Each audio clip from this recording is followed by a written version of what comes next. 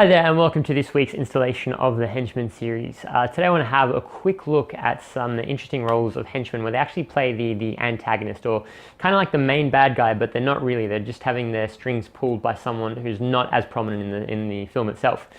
To do that, I just want to have a really quick look at the definition of a henchman, and that is, as it says up there, a faithful follower or political supporter, especially one prepared to engage in crime or violence by way of service. And I think the key part is that they actually are having their strings pulled, or they're acting on someone else's behalf ultimately.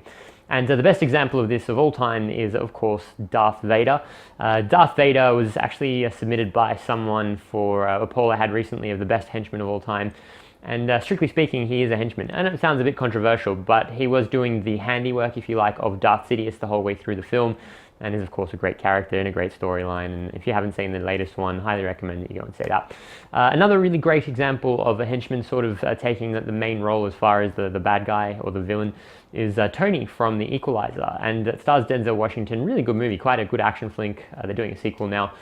Quite gory, but again, it just comes down to his performance, really involved in it. He's having his strings pulled by an evil Russian mafia drug cartel boss type person.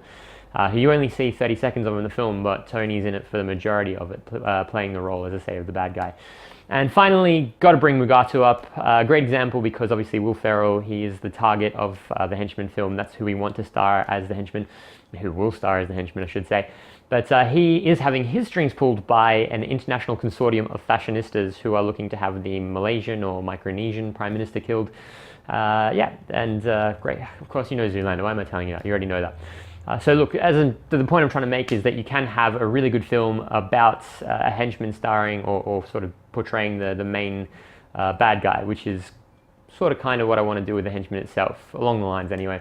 All right guys, thank you so much. As always, make sure that you are liking and sharing and following and watching, and YouTube, Facebook, Twitter, Instagram, whatever else there is there. And apart from that, have a Merry Christmas, Happy New Year, and good start to 2018. Cheers.